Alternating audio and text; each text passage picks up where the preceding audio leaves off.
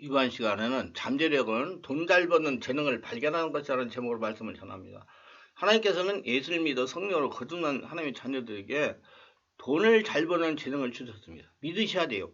돈을 벌어 부자가 되어야 세상에 하나님의 살아계심을 증명하면서 돈과 재능으로 하나님의 선한 사업을 할 수가 있기 때문입니다. 하나님께서는 얼굴이 똑같은 두 사람을 짓지 않은 것처럼 똑같은 잠재능을 주시지 않았습니다. 우리는 주님이 만드신 그대로 우리 재간을 알아내야 됩니다.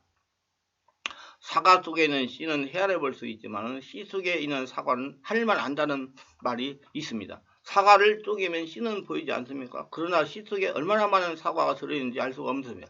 그 씨를 뿌리면 사과나무가 나고 그 사과나무에 사과가 많이 열리지 않겠습니까? 사과씨 하나를 심으면 수십 개의 열매가 맺히고 그 사과 열매의 씨앗들을 심으면 얼마나 많은 사과가 맺힐지 상상할 수가 없습니다. 예수님도 모든 씨앗 중에 가장 작은 겨자씨도 심겨져 자라면 공중의 새들이 그 가지에 깃들여 쉴 수 있는 그늘을 만들 만큼 큰 나무가 된다고 말씀을 하셨습니다.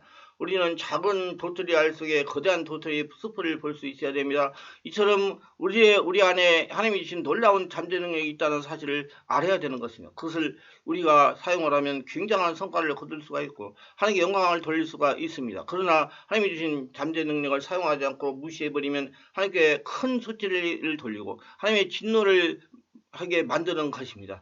우리는 꿈을 마음속에 가져서 자기가 하나님께로부터 받은 달란트를 사용할 수 있어야 되는 것입니다. 도토리 속에서 도토리 나무 숲을 볼 수 있는 것 같이 자기 속에 조그만 재간이 있습니다.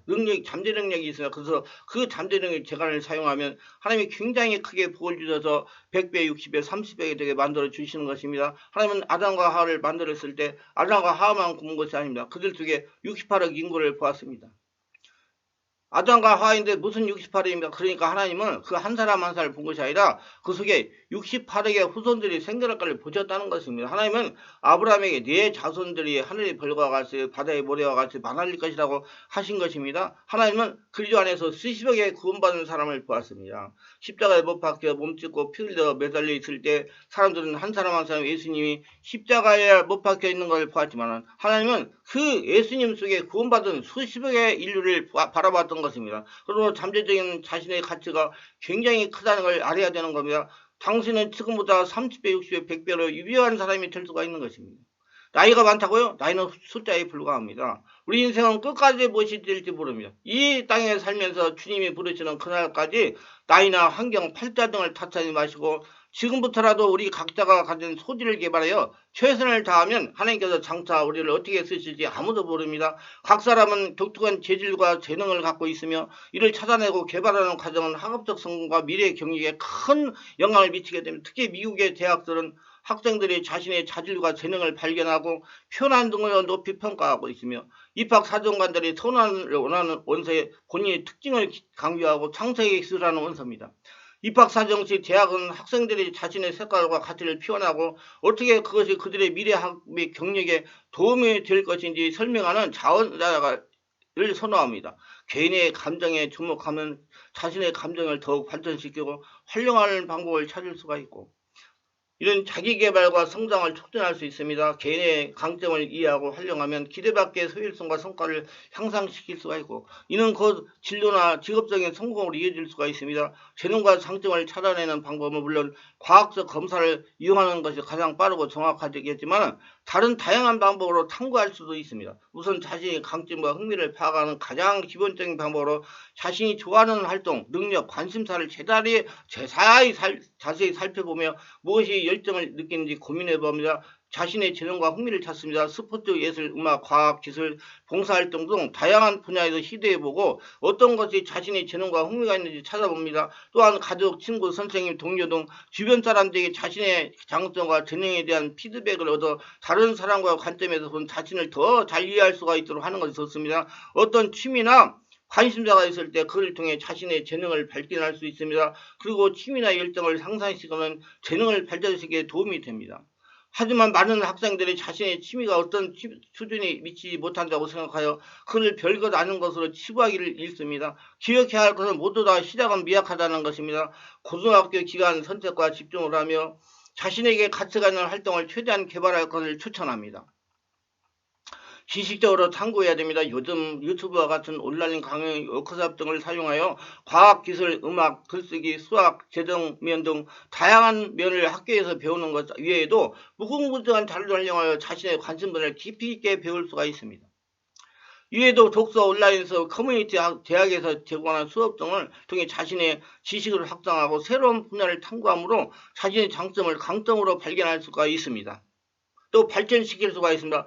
재능과 장점을 찾아내는 것은 시간이 걸릴 수도 있고 시험과 열정이 필요한 것입니다. 그리고 중요한 것은 자신을 이해하고 발전시키는 과정을 즐기며 그것이 미래의 학업과 경쟁의 경력에 도움을 줄 때 고민하면서 찾아나가야 된다는 사실입니다. 이런 스펙을 굉장히 중요하게 여기지 않습니까? 대학에서는 지원자가 자신에게 맞는 지원을 했는지 자세히 보기 원하기에 자신만의 숨겨진 의미나 특별한 경험을 찾아보면 여정이 단계 얘기를 듣기 원하기 때문에 이 과정을 즐기고 개발해야 되는 것입니다. 먼저 천부적인 자기 재능을 끝내라.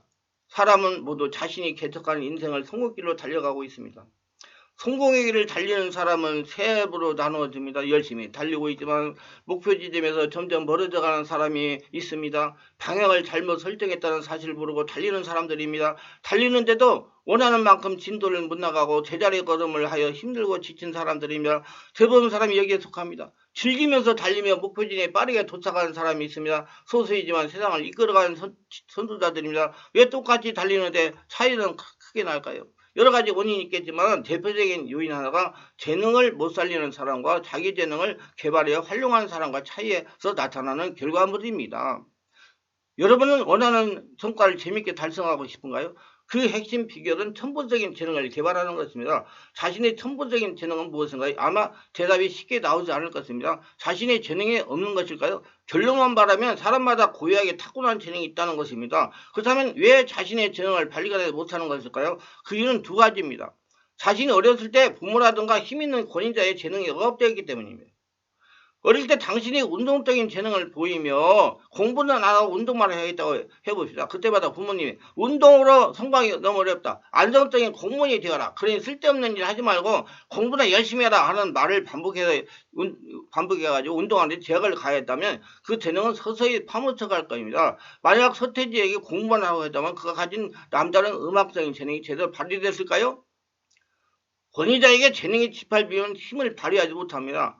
사회가 재능을 일반적인 모양으로 평균적인 모양으로 재능을 성형하는데 언론 미디어도 일조합니다. 언론이 대중들에게 이렇게 되어야 한다고 선도하는 경우가 얼마나 많습니까? 또 직장생활 경우에 봅시다. 직장에서 요구하는 형식과 기술들을 익히다 보면 자기 재능은 서서히 덮여만 가는 것입니다. 결국 직장에서 개인의 재능을 발휘하기에 한계가 있습니다. 그럼에도 불구하고 자기가 하는 일 속에 재능을 개발하는 방법을 강구해야 됩니다. 쉽게 말해서 재능을 갈고 닦아 위대한 성공으로 가는 길을 찾으라는 것입니다. 왜 재능을 바탕으로 하여 역량을 키워야 됩니까? 가장 큰 이유는 재능을 바탕으로 하여 위대한 성공자가 될 수 있기 때문입니다. 재능을 결합하지 않아도 어떤 분야를 반복적으로 훈련하면 실력을 가진 사람은 될 수 있지만 위대한 사람은 되게 어렵다는 것입니다. 골프 재능이 없는 사람도 열심히 훈련하면 자신의 강점이 될 수 있습니다. 그러나 재능을 바탕으로 한 타이거 우즈 같은 위대한 골퍼는 되게 어렵습니다. 레오나르도 다빈치가 세계의 천재가 될 수 있었던 핵심 비결은 자신의 천부적인 재능을 위대에 갈고 닦았기 때문에 가능한 일이었습니다. 위대하게 성공한 인물들은 하나같이 재능을 갈고 닦아 활용한 사람들입니다. 자아 성공에 사람들이 눈을 떴다는 것입니다. 얼마 전에 인터넷 여론조사에서 직장 10명 7명이 자아 성공의 인간이 되려는 노력을 하고 있다고 대답했습니다. 사람들의 최대의 키워드는 잘 먹고 잘 살자는 웰빙입니다.